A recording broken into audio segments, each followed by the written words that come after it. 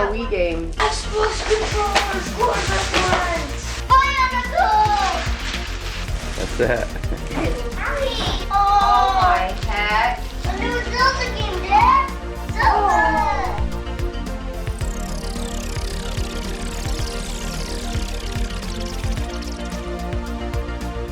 Welcome to Rewind, the show where we explore late 90s and early 2000s pop culture that has impacted me and many others. And on today's episode, we're talking about the Xbox 360. Microsoft had found a way to enter the gaming industry and make a huge impact with the release of the Xbox back in 2001. They released some gaming bangers and had put themselves on the map as one of the big three in the console wars, with Nintendo and Sony being the other two. After such success, of course, the world would be expecting big things from Xbox moving forward, so heading into the next console generation was going to be a big deal. In May of 2005, Xbox unveiled their next gaming console, the Xbox 360. It launched November 22nd later that year for $399, and it sold like hotcakes. Being released a year before Sony's PS3 gave Microsoft the edge in the newest console generation. They were making 360s as fast as they could, and units were flying off the shelves. To put the nail in the coffin, Sony almost single-handedly gave Xbox the victory and announced that their PS3 would be sold for $599 for a 60-gig model and $499 for a 20-gig model. Xbox pretty much had the dub at that point. I had my first original Xbox back when I was young and was itching to get the 360 when it was released. With the release of Halo 3, which is still to this day the most hyped and excited I had ever been about a game release, my parents pulled the trigger. That was to Dad and you. I know, I learned it. What is it? I didn't know Mom and Dad and the girls. 360. The Halo series is probably my favorite of all time because of how much my dad and I played through them together. When I got Halo 3, it was such a magical experience playing through that for the first time alongside my dad, and that is something that I will never forget. When you experience something with other people, it makes it that much more memorable, and the couch co-op Halo was just that for me. The 360 had so many bangers on it. Skyrim, Dark Souls, Borderlands, Gears of War series, Halo 3 Reach and ODST, Left 4 Dead 1 and 2, Assassin's Creed 2 and 3, Fallout 3, New Vegas, Resident Evil 4, Xbox One, Resident Evil 4 and 5. I think you get the idea.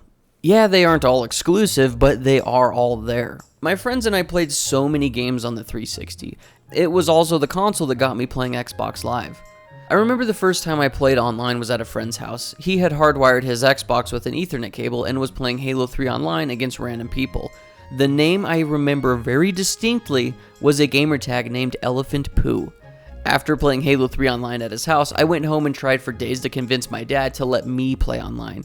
Back then, it wasn't as easy as connecting to the Wi-Fi and joining online matches. Just to connect online, I had to move the modem over by our TV where the Xbox was, and then you also had to pay for Xbox Live, which was $60 a year. All of that was such an inconvenience for my dad that convincing him was tough, but he eventually caved, and we created my first Xbox Live account, Kickin' Sam's A. We got the name from one of my dad's friends named Sam. He was actually the one who sold my dad the 360 that I first had. I thought I was really good at Halo 3 multiplayer, but I played him for the first time and he won like 25-2. It was so bad that we thought it would be funny to name the profile after him, Kickin' Sam's A. We had to dance around the spelling, and that's what we came up with. Many years later, my little brother would change the name and basically take my account from me, so I created a new one, and Kickin' Sam's A was reborn. When Modern Warfare 2 came out, it took the world by storm. Everyone I knew was playing Modern Warfare 2, gamers and non-gamers alike. It was such an addicting game and had me like a crack addict. I played so much Modern Warfare 2 back in the day and bought all the map packs for it. Still my favorite COD to this day. I played Skyrim at my grandma's with my uncle, and he got me hooked on open world RPGs. Thane introduced me to Dark Souls, which is now one of my favorite series. I played through the Gears of War games with my dad and my friends. We had MX Dirt Bike games. Rock Band was huge when it first launched, and I really wish I had kept the peripherals for it. Minecraft dropped and was arguably the biggest game ever. It took over YouTube and every kid's life at the time. Such a magical experience jumping into a new Minecraft world and exploring with your friends, building bases and digging deep. Resident Evil 4 and 5 got me hooked on the series. I played lots of Left 4 Dead with my cousins. It also introduced me to the Xbox Live Arcade and Xbox Live Store where I could buy lots of old games. On the 360 I had, Bomberman was on there already, Metal Slug, and Contra. Indie games were also a thing on there too, and the first one I had heard about was Limbo. Doritos Crash Course was a game my friends and I played a ton of. Castle Crashers was a bop. Zombie Estate 2. I made a game with zombies in it and many others. There was a kid from my high school who even made a game and had it on the Xbox Live Arcade. The library of the 360 is incredible and was the golden age of gaming for me. Not a care in the world, just gaming. I remember when I got a Wi-Fi adapter for my 360 and that was a game changer. I could then play Xbox in my freaking bedroom. No more gaming out in the living room and having to be quiet so I don't wake up my parents from my raging. The 360 solidified the wireless controller and made it one of the most ergonomic controllers. I love the 360 controller still to this day, and putting it in my hands feels like home. The 360 had interchangeable faceplates that added lots of personalization, and lots of different 360 bundles were also available. They made it so you could pop your hard drive in and out super easy. You could now take your profile and your digital library to your friend's house without bringing your entire Xbox. The 360 was a bop, but that doesn't mean it went without any hiccups. One day when I was gaming, my 360 just stopped, and you all know what that means. The infamous red ring of death.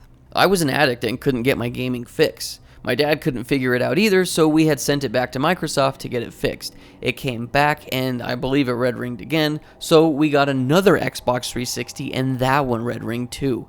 Good thing you could pop your hard drives off and swap them to the next console.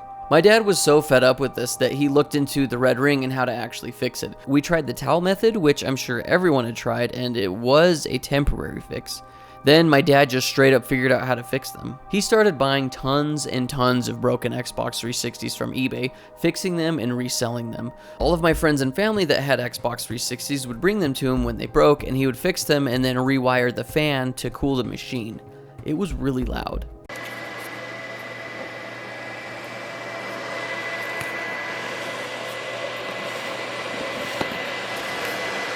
He literally became the Xbox doctor. He would get so many Xboxes for so cheap that I was able to choose which ones I wanted.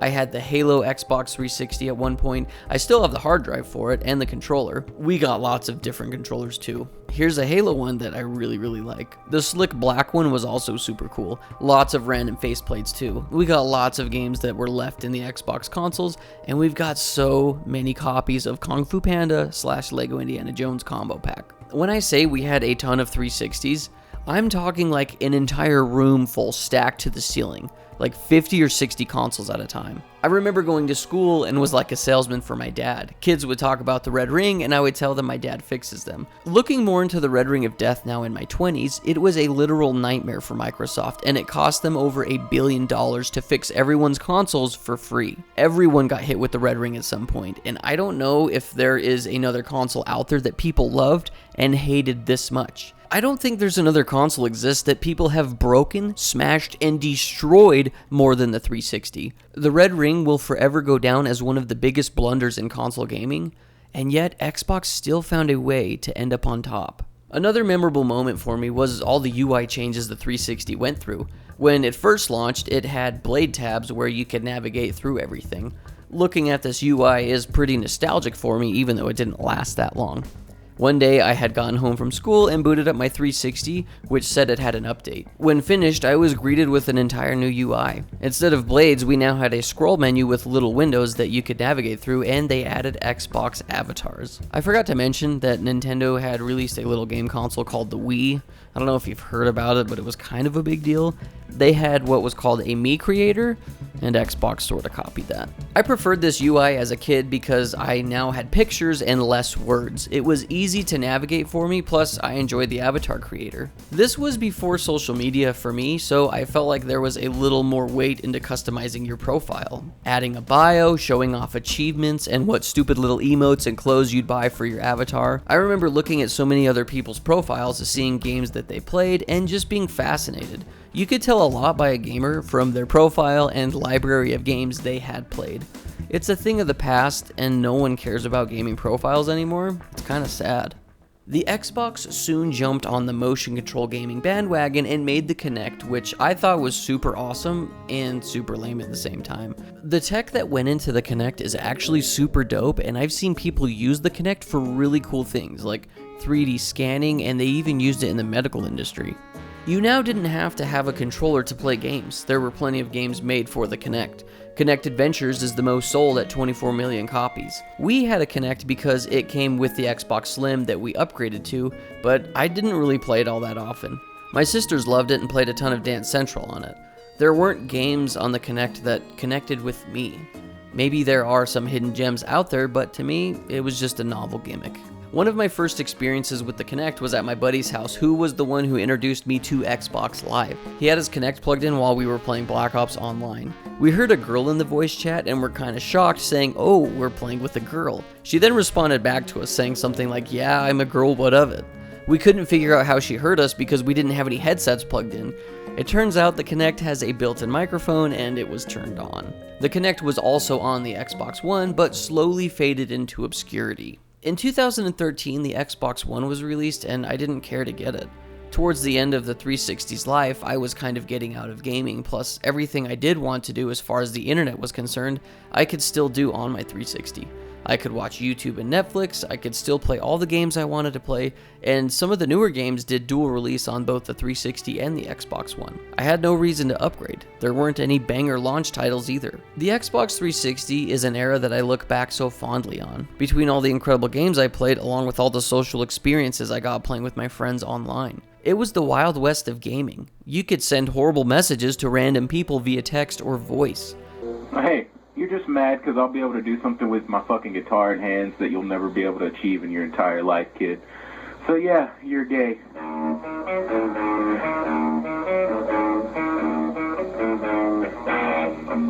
You could flex your profile with achievements and sick-ass bios.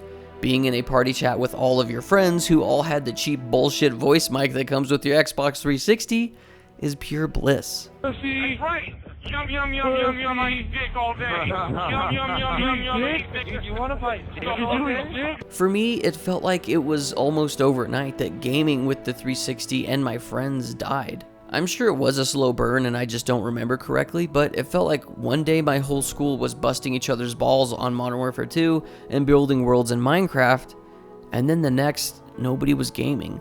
Late night trash talking and game chats faded away, and just like that, so did the 360. What a nostalgic time in my life. I love the Xbox 360, and it probably will go down forever as my favorite gaming console and my favorite gaming era of all time. The combination of being a teenager and being a part of the technological transition into what we have today was honestly a lot of fun. Thank you, Xbox, for being a part of my childhood. I'll never forget it. And thanks to you for watching. And as always, keep it rad.